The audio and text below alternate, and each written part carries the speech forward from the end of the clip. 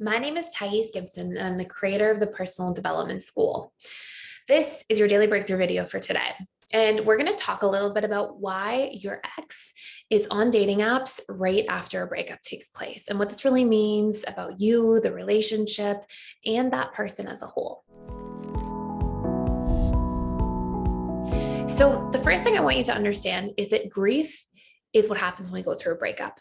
Grief is what happens when we have to detach at a subconscious level from the attachments we have to other people in different forms. Okay. And this means the needs they brought into our lives. This means the traits we got to express when we were around them. Maybe you got to express your trait of being kind or thoughtful or romantic or affectionate, right? And when we don't have an outlet for those traits within us, that also creates grief. So when we lose needs, when we lose traits that we were expressing, or at least an outlet for those traits, and when we lose traits that somebody was bringing into our lives, right? Maybe they made us feel protected. Maybe they were protective would be the trait, right? So you can see these things. If we feel like a loss for those things, this is all going to create grief. And grief is what happens when we lose any deep attachment we have to somebody in any form that we lose them, right? So when you see your ex and you may be going through grief, right? And you see them all of a sudden on dating apps and you can't conceive of how this is possible. Here's where the suffering comes in. The suffering comes in because then you make it mean something that usually isn't even true. And the examples of this will be my ex is on dating apps. That means they never cared about me at all. That means I'm unlovable. That means I'm not good enough. That means I'm unworthy of love. If I was worth more, they wouldn't be doing this.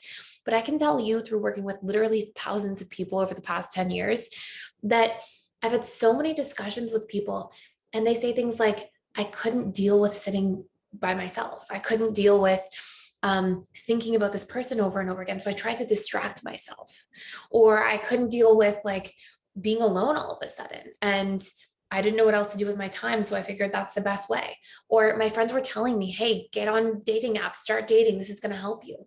And people deal with grief in different ways. Now, of course, there are the times in relationships where people will be getting over the relationship while they're in it, and they'll be falling out of love and just afraid to leave and leave when they're already over it, and then go try to rebound as a way of exploring again or getting their needs met for novelty or things like that. But if you are somebody who's watching your ex go on social media, go on dating apps right after a breakup, a lot of this can be because they just don't know how to process their feelings. And I would say the vast majority of the time, if your ex is on a dating app like the very next day or the very next week, that's a sign that they're not ready to deal with their feelings. And that's their way of trying to cope with their feelings in some form.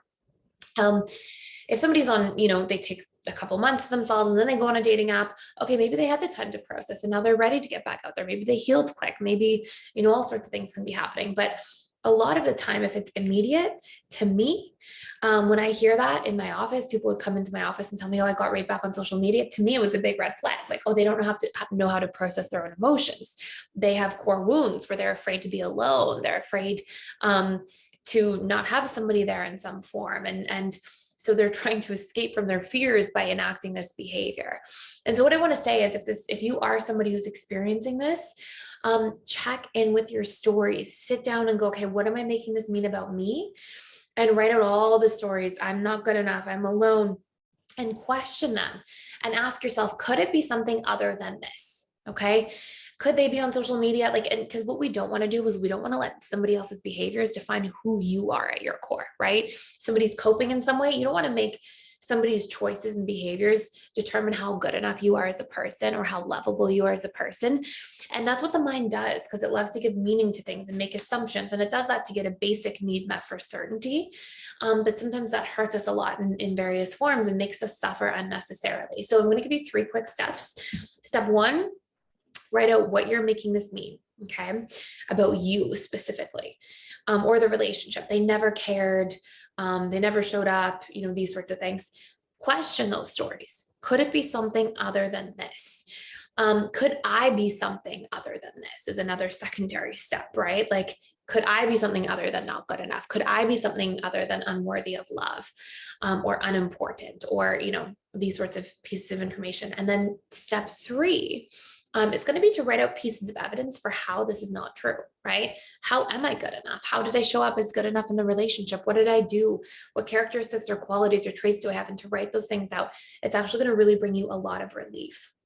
And this is one of many exercises that we have. You can use this exercise repeatedly too.